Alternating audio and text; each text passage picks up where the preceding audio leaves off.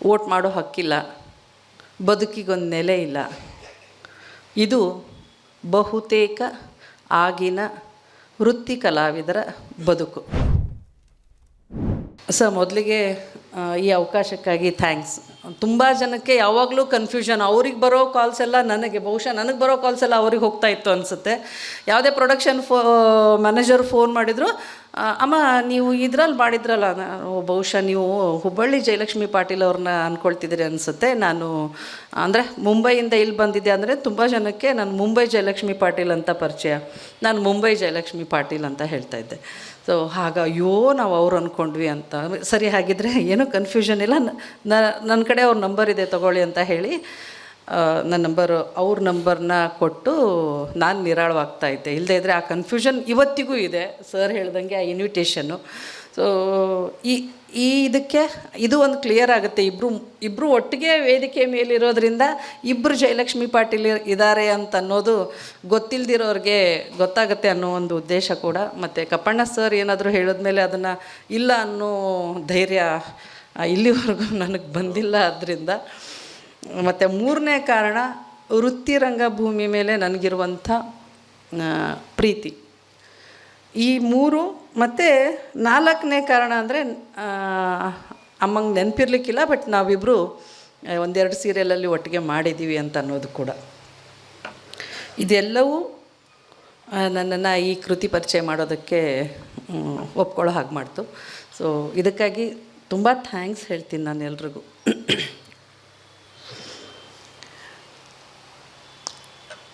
ಇರೋದಕ್ಕೆ ಅಥವಾ ಹೇಳ್ಕೊಳ್ಳೋದಕ್ಕೆ ಒಂದು ಊರಿಲ್ಲ, ಹೀಗಾಗಿ ರೇಷನ್ ಕಾರ್ಡ್ ಇಲ್ಲ, ವೋಟ್ ಮಾಡೋ ಹಕ್ಕಿಲ್ಲ.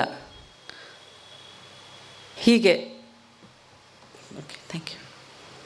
ವೋಟ್ ಮಾಡೋ ಹಕ್ಕಿಲ್ಲ, ಬದುಕಿಗೊಂದು ನೆಲೆ ಇಲ್ಲ. ಇದು ಬಹುತೇಕ ಆಗಿನ ವೃತ್ತಿ ಕಲಾವಿದರ ಬದುಕು. ಇದು ಕೂಡ ಇದರಲ್ಲೇ ಇದೆ. ಸೊ ಇದ್ರ ಪರಿಚಯ ನಾನು ತುಂಬ ಇಡೀ ಪುಸ್ತಕದ ಬಗ್ಗೆ ನಾನು ಮಾತಾಡಲ್ಲ. ಯಾಕೆಂದರೆ ಖಂಡಿತವಾಗ್ಲೂ ಸುಮ್ಮನೆ ಇವತ್ತು ಕಾರ್ಯಕ್ರಮ ಇದೆ ಅನ್ನೋ ಕಾರಣಕ್ಕೆ ನಾನು ಈ ಪುಸ್ತಕ ಕೊಂಡ್ಕೊಳ್ಳಿ ಅಂತ ಹೇಳ್ತಾ ಇಲ್ಲ. ವೃತ್ತಿ ರಂಗಭೂಮಿಯ ಬವಣೆ ಏನಿದೆ, ಅವರ ಸಾಹಸ ಏನಿದೆ, ಅವರ ಒಂದು ಉತ್ಸಾಹ ಅಂದರೆ ಬಿದ್ದು ಎದ್ದು ಮತ್ತೆ ಅದನ್ನು ನೆಚ್ಕೊಂಡು ಮುಂದುವರಿಯೋದಿದೆಯಲ್ಲ, ಬಹುಶಃ ಎಂಟದೇವರು ಅಲ್ಲದೆ ಹೋದರೆ ಈ ಕಷ್ಟಗಳನ್ನು ಸಹಿಸ್ಕೊಂಡು ಅಷ್ಟು ದೊಡ್ಡ ಕಲಾವಿದರಾಗೋದಕ್ಕೆ ಅಥವಾ ಅಷ್ಟು ಶ್ರಮ ಪಡೋದಕ್ಕೆ ಬೇರೆಯವ್ರಿಗೆ ಸಾಧ್ಯ ಇಲ್ಲೇನೋ ಅಂತ ಅನಿಸ್ಬಿಡುತ್ತೆ. ಈ ಎಲ್ಲ ಕಾರಣದಿಂದಾಗಿ ಈ ಪುಸ್ತಕ ಏನಿದೆ ಇದನ್ನು ನೀವೆಲ್ಲ ಕೊಂಡ್ಕೋಬೇಕು ಅನ್ನೋ ಕಾರಣಕ್ಕೆ ಇದರಲ್ಲಿರೋ ಕೆಲವು ಘಟನೆಗಳನ್ನು ಮಾತ್ರ ನಾನಿಲ್ಲಿ ಹೇಳೋದಕ್ಕೆ ಇಷ್ಟಪಡ್ತೀನಿ. ಇನ್ನೊಂದು ಆಸಕ್ತಿಕರ ವಿಷಯ ಏನು ಅಂದರೆ ಈ ಪುಸ್ತಕದ ಬಗ್ಗೆ, ಅವರು ಎಲ್ಲೂ ಸಾಮಾನ್ಯವಾಗಿ ಜೀವನ ಕಥನ ಅಂತಂದರೆ ಇಲ್ಲಿ ಹುಟ್ಟಿದೆ, ಇಲ್ಲಿ ಬೆಳೆದೆ, ಆಮೇಲೆ ಇಷ್ಟು ವಯಸ್ಸಾಯಿತು, ಈ ವಯಸ್ಸಿಗೆ ಇದು ಮಾಡಿದೆ ಅನ್ನುವಂಥದ್ದು ಸಾಮಾನ್ಯ ಒಂದು ಪ್ರಕ್ರಿಯೆ, ಯಾವುದೇ ಆತ್ಮಕಥನ ಇದಾಗಲಿ. ಬಟ್ ಇದು ಹಾಗಿಲ್ಲ. ಘಟನೆಗಳನ್ನು ಹೇಳ್ತಾ ಹೋಗ್ತಾರೆ. ಅದಕ್ಕೆ ಹಿಂದಿಲ್ಲ ಮುಂದಿಲ್ಲ, ನೀವು ಯಾವುದು ಓದಿದ್ರೂ ನಿಮಗೆ ಅದು ಎಲ್ಲೂ ಕನೆಕ್ಟ್ ಆಗ್ತಿಲ್ವಲ್ಲ ಅಂತ ಅನಿಸೋ ಚಾನ್ಸೇ ಇಲ್ಲ. ಅಷ್ಟು ಸಹಜವಾಗಿ, ಅಷ್ಟು ಸರಳವಾಗಿ ಅದನ್ನು ಹೇಳ್ತಾ ಹೋಗ್ತಾರೆ. ಮತ್ತು ಅದನ್ನು ಅಷ್ಟೇ ಅದ್ಭುತವಾಗಿ 82 ಅಥವಾ 83ನೇ ಪೇಜಿನಿಂದ ಅಮೀನ್ಗಡ ಸರ್ ಏನಿದ್ದಾರೆ ಅವರ ಒಂದು ಪೂರ್ತಿಯಾಗಿ ಅವ್ರು ಹೇಳ್ದಂಗೆ ನಿರೂಪಣೆ ಮಾಡ್ತಾ ಎಷ್ಟು ಗಟ್ಟಿ ಆಗ್ತಾ ಹೋಗುತ್ತೆ, ಅದನ್ನು ಎಷ್ಟು ಗಟ್ಟಿ ಮಾಡ್ಕೊಂಡು ಎಷ್ಟು ಚೆನ್ನಾಗಿ ಮಾಡ್ಕೊಂಡು ಹೋಗಿದ್ದಾರೆ ಸಾಹಿತ್ಯಿಕ ನೆಲೆಯಲ್ಲೂ ಕೂಡ ಅಂತಂದರೆ ಖಂಡಿತವಾಗ್ಲೂ ಇದು ಎಲ್ಲರೂ ಓದಬೇಕಾದಂಥ ಪುಸ್ತಕ. ಬಿಡುಗಡೆಯಾಗಿ ನೀವು ಆಚೆ ಹೋದ್ಮೇಲೆ ಈ ಪುಸ್ತಕ ಕೊಂಡ್ಕೊಳ್ಳೋದನ್ನು ಮರಿಬೇಡಿ. ಕೇವಲ 150 ರೂಪಾಯಿ ಅಷ್ಟೇ. ಇವತ್ತು 50 ರೂಪಾಯಿ, ಬರೀ 100 ರೂಪಾಯಿಗೆ ಸಿಗ್ತಾ ಇದೆ. ಸೊ ದಯವಿಟ್ಟು ಎಲ್ಲರೂ ಕೊಂಡ್ಕೊಳ್ಳಿ. 2 ಕಾರಣಕ್ಕೆ. ಒಂದು, ಪ್ರಕಾಶಕರನ್ನು ಪ್ರೋತ್ಸಾಹಿಸೋದು ಅಂತ ಒಂದು ಕಾರಣ ಆದರೆ, ವೃತ್ತಿ ರಂಗಭೂಮಿಯಲ್ಲಿರುವಂಥ ಕಲಾವಿದರ ಬಗ್ಗೆ ಇರುವಂಥ ಒಂದು ಸಸಾರ ಮನೋಭಾವ ಏನಿದೆ, ಎರಡನ್ನೂ ಹೊಡೆದು ಹಾಕುವಷ್ಟು ಸಮರ್ಥವಾಗಿದೆ ಈ ಪುಸ್ತಕ. ಇದರಲ್ಲಿ ಇದರಲ್ಲಿರುವಂಥ ಒಂದಿಷ್ಟು ನಮಗೇನು ನಾವು ಹೋರಾಟ ಮಾಡುವವರು ಆದರ್ಶ, ಮತ್ತೊಂದು ಆಮೇಲೆ ಈಗ ನಮ್ಮ ಆಧುನಿಕ ರಂಗಭೂಮಿಯಲ್ಲಿ ಆದರ್ಶ, ನಾವಿನ್ಯ ಅಂತ ನಾವೇನೆಲ್ಲ ಮಾತಾಡ್ತೀವಿ, ಅದು ವೃತ್ತಿ ರಂಗಭೂಮಿಯಲ್ಲೂ ಕೂಡ ಇದೆ ಅನ್ನೋದನ್ನು ಜಯಲಕ್ಷ್ಮಿ ಅಮ್ಮ ಇದರಲ್ಲಿ ಎಷ್ಟು ಚೆನ್ನಾಗಿ ಎಷ್ಟು ಸಹಜವಾಗಿ ಹೇಳ್ತಾ ಹೋಗ್ತಾರೆ ಅಂದರೆ, ಅರ್ಶಿಣ್ ಗೋಡಿ ಅವರ ನಾಟಕಗಳಾಗಲಿ ಮತ್ತು ಇನ್ನೊಂದಿಷ್ಟು ಜನರ ನಾಟಕಗಳಾಗಲಿ ಅಷ್ಟನ್ನು ಸ್ವಾತಂತ್ರ್ಯ ಹೋರಾಟವನ್ನು ಹಿನ್ನೆಲೆಯಲ್ಲಿಟ್ಕೊಂಡು ಆಡಿದಂಥ ನಾಟಕಗಳು ಮತ್ತು ಅದಕ್ಕೆ ಜನರ ಪ್ರೋತ್ಸಾಹ ಎಷ್ಟು ಅದ್ಭುತವಾಗಿ ಸಿಕ್ಕಿತ್ತು ಅಂತನ್ನೋದು ಈ ಪುಸ್ತಕ ನೋಡಿದಾಗ ಗೊತ್ತಾಗುತ್ತೆ. ನಾನು ವೃತ್ತಿ ರಂಗಭೂಮಿ ನಾಟಕಗಳನ್ನು ನೋಡಿ ಬೆಳೆದವಳು, ಅದರಿಂದ ಆಸಕ್ತಿ ಉಟ್ಕೊಳ್ತು. ಮುಂದೆ ನನ್ನ ಸೋದರ ಮಾವನೇ ಈ ಆಧುನಿಕ ರಂಗಭೂಮಿಯ ನಿರ್ದೇಶಕರಾದಾಗ ಅವ್ರ ನಾಟಕ ನೋಡೋ ಮೂಲಕ ನನ್ನಲ್ಲಿ ಆ ಆಸಕ್ತಿ ಜಾಸ್ತಿಯಾಗಿ ಮುಂದೆ ಕಲಾವಿದೆ ಆಗಬೇಕು ಅನ್ನೋ ಬಯಕೆ ಬಂದಿದ್ದು. ಈ ಆದರ್ಶದ ಬಗ್ಗೆ ಹೇಳ್ತಿರುವಾಗ ಜಯಲಕ್ಷ್ಮಿ ಪಾಟೀಲ್ ಅವರ ತಾಯಿ ರಾಧಮ್ಮ ಅವ್ರು ಎಂಥ ಆದರ್ಶವಾದಿ ಅಂತಂದರೆ, ಕೇಳೋದಕ್ಕೆ ಅಂದರೆ ಇಷ್ಟೊಂದು ನಿಷ್ಠುರ, ಇಷ್ಟೊಂದು ಇದು ಅಂತ ಅನ್ನೋದಕ್ಕೆ ಒಂದು ಇದು ಇದೆ. ಅದಕ್ಕೆ ಕೇಳಿದಾಗ ಅದನ್ನು ಓದುವಾಗ ನಂಗೆ ಅದೊಂಥರ ರೋಮಾಂಚನ ಅಂತ ಹೇಳ್ತೀವಲ್ಲ, ಆ ಥರದ್ದೊಂದು ಫೀಲ್ ಆಗ್ತಾಯಿತ್ತು. ಹೇಗೆ ಅಂತಂದರೆ, ಇವ್ರಿಗೆ ತುಂಬ ಹುಷಾರು ತಪ್ಪಿರುತ್ತೆ. ಒಂದೆರಡೇ ಘಟನೆಗಳನ್ನು ಹೇಳೋದು, ಇದರಲ್ಲಿ ಒಂದು ರಾಶಿ ಘಟನೆಗಳಿವೆ.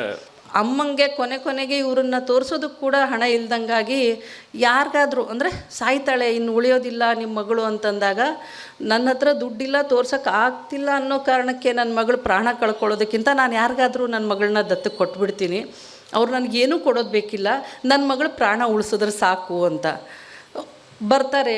ಒಂದಿಷ್ಟು ಜನರಿಗೆಲ್ಲ ಹೇಳ್ತಾರೆ, ಇವ್ರ ತಾಯಿ ಎಲ್ರಿಗೂ ಹೇಳ್ತಾರೆ ಈ ಥರ ಅಂತ. ಮನೆಗೆ ಇಬ್ಬರು ಗಂಡ ಹೆಂಡತಿ ಬಂದು ಕೇಳ್ತಾರೆ, ಮಗಳು ಇವ್ರು ತೋರಿಸ್ತಾರೆ, ಇವರೆಲ್ಲ ಕೂದಲೆಲ್ಲ ಉದುರೋಗಿ ಪೂರ್ತಿ ಸಣ್ಣ ಆಗಿ ಬೆಡ್ ರಿಡನ್ನು, ಇವಳು ಬೇಡ, ಇನ್ನೊಬ್ಬ ಮಗಳು ಅಥವಾ ಮಗ ಅವರಿಬ್ಬರಲ್ಲಿ ಒಬ್ಬರನ್ನ, ಇಲ್ಲ ಕೊಡೋದಾದರೆ ಇವಳನ್ನ ಕೊಡ್ತೀನಿ, ನಿನಗೆ ದುಡ್ಡು ಕೊಡ್ತೀನಿ, ದುಡ್ಡುಗೋಸ್ಕರ ನಾನು ನನ್ನ ಮಗಳನ್ನ ಇದು ಮಾಡ್ತಾಯಿಲ್ಲ, ಸೊ ನೀವು ಏನೋ ನನ್ನ ಮಗಳು ಬದುಕೊಳ್ಳಿ ಅನ್ನೋ ಆಸೆಗೆ ನಾನು ಕೊಡ್ತಾ ಇದ್ದೀನಿ, ಸೊ ಅದರಿಂದ ಇವಳನ್ನೇ ಕರ್ಕೊಂಡು ಹೋಗಬೇಕು, ಇಲ್ಲ ಅಂತ ಹೇಳ್ತಾರೆ ಅವರು. ಹೇಳಿದಾಗ ಮುಲಾಜಿಲ್ದೇನೆ ನಾನು ನನ್ನ ಮಗಳನ್ನ ಮಾರಾಟಕ್ಕೆ ನಿಂತಿಲ್ಲ, ನನ್ನ ಮಕ್ಕಳು ಮಾರಾಟಕ್ಕೆ ನಿಂತಿದ್ದಲ್ಲ, ನನ್ನ ಮಗಳು ಬದುಕಲಿ ಅನ್ನೋ ಒಂದು ಇದಕ್ಕೆ ನಿಂತಿದ್ದು ನಾನಿಲ್ಲಿ, ಸೊ ಬೇಡ ಹೊರಟೋಗಿ ನೀವು, ನನ್ನ ಮಗಳು ನನ್ನ ಹತ್ರ ಇದ್ದು ಹೇಗಿದ್ದರೂ ಪರವಾಗಿಲ್ಲ ಅಂತ ಹೇಳೋ ಒಂದು, ಅಂದರೆ ಹಣಕ್ಕೆ ಆಸೆ ಪಡೋ ಅಂಥ ವ್ಯಕ್ತಿ ಅವರಾಗಿದ್ದಿದ್ರೆ ಇವ್ರ ಜೀವನ ಯಾವತ್ತೋ ಹೇಗೋ ಒಂದು ರೀತಿಯಿಂದ ಇದು ಇದ್ಬಿಟ್ಟಿರೋದು. ಇಡೀ ಜೀವನನ ಅವರು ಬಡತನದಲ್ಲೇ ಕಳೀತಾರೆ. ಊಟಕ್ಕೆ ಏನು ಅಂತ ಕೇಳಿದ್ರೆ ಬರೀ ಅನ್ನ ಮೊಸರು ಬಿಟ್ಟರೆ ಕಂಪ್ನೀಲಿ ಏನು ಊಟ ಕೊಡ್ತಾಯಿದ್ರು ಅಲ್ಲಿಂದ ತೊಗೊಂಡು ಬರೋದು, ಅದೊಂದು ಸಾರು ಜಾಸ್ತಿ ಆಗ್ತಾಯಿತ್ತು. ಅದು ಅಮ್ಮನ ಗುಣ ಇವರಲ್ಲೂ ಹೇಗೆ ಬರುತ್ತೆ ಅಂತಂದರೆ, ಒಂದು ಮನೆಗೆ ಇವರು ಆಟ ಆಡೋದಕ್ಕೆ ಹೋಗ್ತಾ ಇರ್ತಾರೆ, ಅಲ್ಲಿ ಹೋದಾಗ ಅವರು ಭೇದ ಭಾವ ಮಾಡ್ತಾಯಿರ್ತಾರೆ. ಜಾತಿ ಕಾರಣದಿಂದಾಗಿ ಅವ್ರ ಮಕ್ಕಳ ಜೊತೆ ಇವರು ಆಟ ಆಡ್ತಾ ಇದ್ದರೂ ಕೂಡ ಇವರನ್ನು ಊಟಕ್ಕೆ ಮಕ್ಕಳಿಗೆ ಸಂಜೆ ತಿಂಡಿ ಕೊಡಬೇಕು ಅಂತಂದಾಗ ಇವರಿಗೆ ಒಂದು ದೂರ ಕೂರಿಸ್ಬಿಟ್ಟು ನೀನು ತಿನ್ನು ಅಂತ, ಇವರು ಯಾವತ್ತೂ ತಿಂತಿರಲ್ಲ. ಆಮೇಲೆ ನಮ್ಮಮ್ಮ ಇಡ್ಲಿ ಮಾಡಿದ್ದಾರೆ ಇವತ್ತು, ನಮ್ಮಮ್ಮ ದೋಸೆ ಮಾಡಿದ್ದಾರೆ ಇವತ್ತು ಅಂತ ದಿನ ಒಂದು ಹೇಳಿ, ನಮ್ಮ ಮನೇಲೂ ತಿಂಡಿ ತಿಂತೀವಿ ನಾವು ಸಾಯಂಕಾಲ ಅಂತೆಲ್ಲ ಹೇಳಿ ಮನೆಗೆ ಹೋಗಿ ಒಂದಿನ ಇವ್ರ ತಾಯಿ ಆ ತಾಯಿಗೆ ಸಿಕ್ಕು, ನಿಮ್ಮ ಮನೇಲಿ ದಿನ ಇಡ್ಲಿ ದೋಸೆ ಎಲ್ಲ ಮಾಡ್ತೀರಂತಲ್ಲಪ್ಪ, ನಿಮ್ಮ ಮಗಳು ಎಷ್ಟೆಲ್ಲ ವೆರೈಟಿ ಮಾಡ್ತೀರಿ ಅಂತೆಲ್ಲ ಕೇಳ್ತಾರೆ. ಕೇಳಿದಾಗ ಇಲ್ವಲ್ಲ, ನಮ್ಮ ಮನೆ ಅನ್ನ ಸಾರು ಬಿಟ್ಟರೆ ಮತ್ತೊಂದಿಲ್ಲ ನಮ್ಮ ಮನೇಲಿ. ಯಾರು ಹೇಳಿದ್ರು ಅಂದರೆ ನಿಮ್ಮ ಮಗಳು ಹೇಳಿದ್ರು. ಸೊ ಇಲ್ಲ, ಅವಳು ಸುಳ್ಳು, ಅವರು ಅಂದರೆ ಕವರಪ್ ಮಾಡ್ಬೋದಿತ್ತು, ಅದನ್ನು ಮಾಡ್ದೇನೆ ಅವ್ರ ತಾಯಿ ಎಲ್ಲಿದೆ ಅಜಯ ಬಾ ಅಂತ ಕರೆದು ಕೇಳ್ತಾರೆ ಅವ್ರಿಗೆ, ಯಾಕೆ ಹಂಗೆ ಹೇಳಿದೆ ನೀನು, ಸುಳ್ಳು ಹೇಳಿದೆ ನೀನು, ಸುಳ್ಳು ಯಾಕೆ ಹೇಳಿದೆ ಅಂತ. ಅವ್ರಮ್ಮಗೆ ಸಿಕ್ಕಾಪಟ್ಟೆ ಸಿಟ್ಟು ಬರುತ್ತೆ. ಸರಿ ಚಚ್ತಾರೆ, ಸರಿ ಹೊಡಿತಾರೆ, ನೀನು ಸುಳ್ಳು ಹೆಂಗೆ ಹೇಳಿದೆ, ನಾವೇನಿದೀವೋ ಅದನ್ನು ಹೇಳಬೇಕು. ಇಲ್ಲಮ್ಮ ನಾನು ತಪ್ಪು ಮಾಡಿಲ್ಲ ಅಂತ ಇವರು. ಯಾಕೆ ಅಂತ ಅನ್ನೋದನ್ನು ಮನೆಗೆ ಹೋದ್ಮೇಲೆ ಕೇಳ್ತಾರೆ, ಈಗಾದರೂ ಹೇಳು ಅಂತ. ಅಷ್ಟರಲ್ಲಿ ಸರಿ ಪೆಟ್ಟು ಬಿದ್ದಿರುತ್ತೆ ಇವ್ರಿಗೆ.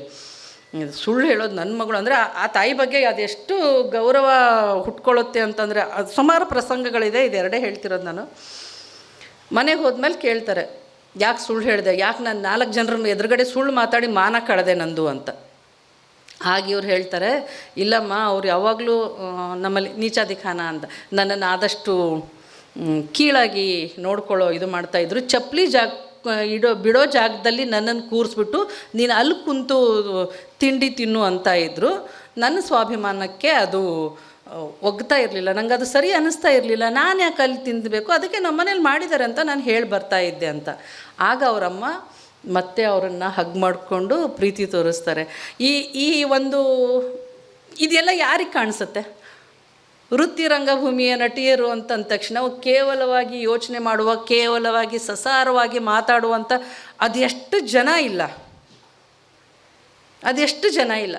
ಅದ್ರ ಮಧ್ಯೆ ಅವ್ರು ಯಾರು ಮಾರೋಗೋಲಿ ಅಂತ ಹೇಳ್ತೀವಲ್ಲ, ಯಾರು ಏನು ಹೇಳ್ಕೊಂಡು ಸಾಯಲಿ, ನಮ್ಮ ಬದುಕು, ನಮ್ಮ ಆದರ್ಶ, ನನ್ನ ಒಂದು ನಿಲುವು ಏನಿದೆ ಅದ್ರ ಜೊತೆಗೆ ನಾನು ನನ್ನ ವೃತ್ತಿಯನ್ನು ಮುಂದುವರಿಸ್ಕೊಂಡು ಹೋಗ್ತೀನಿ ಅಂತ ಅನ್ನುವಂಥ ಅದೆಷ್ಟು ಕಲಾವಿದರಿದ್ದಾರೆ. ಆ ಕಲಾವಿದರ ಪ್ರತೀಕವಾಗಿ ನನಗೆ ಜಯಲಕ್ಷ್ಮಿ ಪಾಟೀಲ್ ಅವರು ಕಾಣಿಸ್ತಾರೆ. ಅವ್ರ ತಾಯಿ ಕೂಡ ನಟಿಯಾಗಿದ್ದವರು. ಸೊ ಹೀಗಾಗಿ ಅವರು ಎಷ್ಟೆಲ್ಲ ಅದ್ಭುತ ನಾಟಕಗಳನ್ನು ಮಾಡಿದ್ದಾರೆ ಅನ್ನೋದು ಇದರಲ್ಲಿದೆ. ಇನ್ನು 2 ನಿಮಿಷ ತೊಗೊಳ್ತೀನಿ ಸರ್, ನಾನು ಜಾಸ್ತಿ ತೊಗೊಳ್ತಾ ಇಲ್ಲ. ಆ್ಯಕ್ಚುಲಿ ಬರ್ಕೊಂಬಂದಿದ್ದೇನೋ ಸುಮಾರಷ್ಟು ಬರ್ಕೊಂಬಂದಿದ್ದೆ. ನಂಗೆ ಅನ್ನಿಸ್ತಾ ಇದೆ ಇಷ್ಟೊಂದು ಜನ ಇದ್ದೀವಿ ನಾವು ಮಾತಾಡೋದಕ್ಕೆ, ಅಷ್ಟು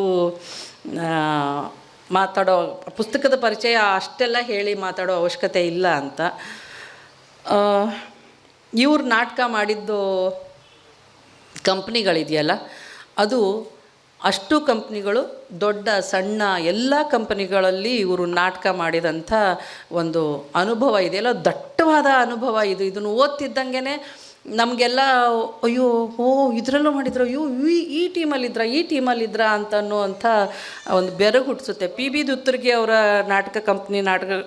ಕಂಪ್ನಿಯ ನಾಟಕಗಳನ್ನು ನಾನು ಚಿಕ್ಕವಳಿದ್ದಾಗ ನೋಡಿದ್ದು. ನಾನು ಆಗಲೇ ಹೇಳಿದ್ನಲ್ಲ, ವೃತ್ತಿ ರಂಗಭೂಮಿಯ ನಾಟಕಗಳನ್ನು ನೋಡ್ತಾ ಬೆಳೆದೆ ಅಂತ. ಅದರಲ್ಲಿ ಮುಖ್ಯವಾಗಿ ಪಿ ಬಿ ದುತ್ತರ್ಗಿ ಅವರು ನಮ್ಮ ಅದೇ ಊರಲ್ಲಿದ್ದರು. ನನ್ನ ತಂದೆ ಮೆಡಿಕಲ್ ಆಫೀಸರ್, ಅಂದರೆ ಡಾಕ್ಟ್ರ್ ಆದ್ದರಿಂದ, ಸರ್ಕಾರಿ ವೈದ್ಯರಾದ್ದರಿಂದ. ಸೊ ಊರಲ್ಲಿ ಹೋದಾಗೆಲ್ಲ ಸಾಮಾನ್ಯವಾಗಿ ಕಂಪ್ನಿ ನಾಟಕದ ಮಾಲೀಕರು ಅಲ್ಲಿರೋ ಅಂಥ ಒಂದಿಷ್ಟು ಮುಖ್ಯ ಅಧಿಕಾರಿಗಳನ್ನು ಅವ್ರನ್ನೆಲ್ಲ ಭೇಟಿಯಾಗೋದು, ಪರಿಚಯ ಮಾಡ್ಕೊಳ್ಳೋದು ಸಾಮಾನ್ಯ. ಆಗ ಪಿ ಬಿ ದುತ್ತೂರ್ಗಿ ಅವರು, ಸರೋಜಮ್ಮ ಅವರು, ಅವ್ರ ಮಗ, ಅದೆಲ್ಲ ಅವರೆಲ್ಲರೂ ಪರಿಚಯ ಆಗಿದ್ದು. ನಮ್ಮ ಮನೆ ಪಕ್ಕದಲ್ಲೇ ಅವ್ರು ಬಿಡಾರ ಹುರಿದ್ದು. ಅದನ್ನು ನೋಡಿ ರಾತ್ರಿಯೆಲ್ಲ ಅವರನ್ನು ಒಂಥರ ಏನು ಹೇಳ್ತಾರೆ, ಸ್ವರ್ಗಲೋಕದಿಂದ ಇಳಿದು ಬಂದಂಥವ್ರು ಅನ್ನೋ ಥರ ಕಾಣೋ ಅಷ್ಟನ್ನು ಜನರನ್ನು ಬೆಳಗ್ಗೆ ನೋಡಬೇಕು ಅಂತ ನಾನು ಚಿಕ್ಕವಳಿದ್ನಲ್ಲ, ನನಗೆ ಆ ಆಸೆ, ಅವ್ರು ಬೆಳಗ್ಗೆ ಎಲ್ಲ ನೋಡೋಕೆ ಸಿಗ್ತಾರೆ ಅಂತ.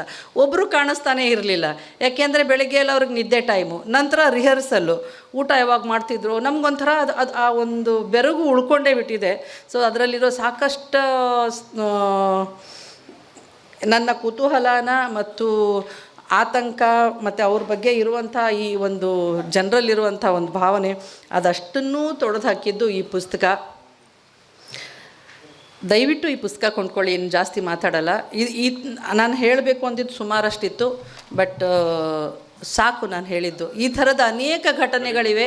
ಮತ್ತು ವಿಶೇಷ ಎರಡು ನಿಮಿಷ ಅಲ್ಲ, 2 ಮಾತು ಹೇಳಿ ಮುಗಿಸ್ತೀನಿ. ಏನಪ್ಪ ಅಂತಂದರೆ, ಈ ಪುಸ್ತಕ ಕೇವಲ ಜಯಲಕ್ಷ್ಮಿ ಪಾಟೀಲ್ ಅವರ ಕುರಿತಾದ ಪುಸ್ತಕ ಅಲ್ಲ. ಇಲ್ಲಿ ಅನೇಕ ವೃತ್ತಿ ರಂಗಭೂಮಿಯ ನಟರ ಬಗ್ಗೆ, ನಟಿಯರ ಬಗ್ಗೆ ವಿವರಗಳಿವೆ. ಅಂದರೆ ಒಬ್ಬ ವ್ಯಕ್ತಿ ತಾನು ಒಂದು ತನ್ನ ಜೀವನ ಅಂದರೆ ಕೇವಲ ತಾನು ಮಾತ್ರ ಅಲ್ಲ ಅನ್ನೋದನ್ನು ತುಂಬ ಸಮರ್ಥವಾಗಿ ಅವರು ಇದರಲ್ಲಿ ಬೇರೆಯವರನ್ನು ಒಳಗೊಂಡು ಅವರ ಅನುಭವ, ರಾಜು ತಾಳ್ಕೆಟೆ ನಿಮ್ಮ ಬಗ್ಗೆನೂ ಇದೆ ಇದರಲ್ಲಿ. ಸೊ ಸುಮಾರಷ್ಟು ಜನರನ್ನ ಅವರ ಬದುಕು ಕೂಡ ಮತ್ತು ಅವರ ವೈಭವ, ಆನೆ, ಕುದುರೆ ಅಂತ ನಾವು ಸಾಮಾನ್ಯವಾಗಿ ನಮ್ಮ ತಲೆಯಲ್ಲಿ ಬರೋದು ಗುಬ್ಬಿ ವೀರಣ್ಣ ಅವರ ಥಿಯೇಟ್ರು.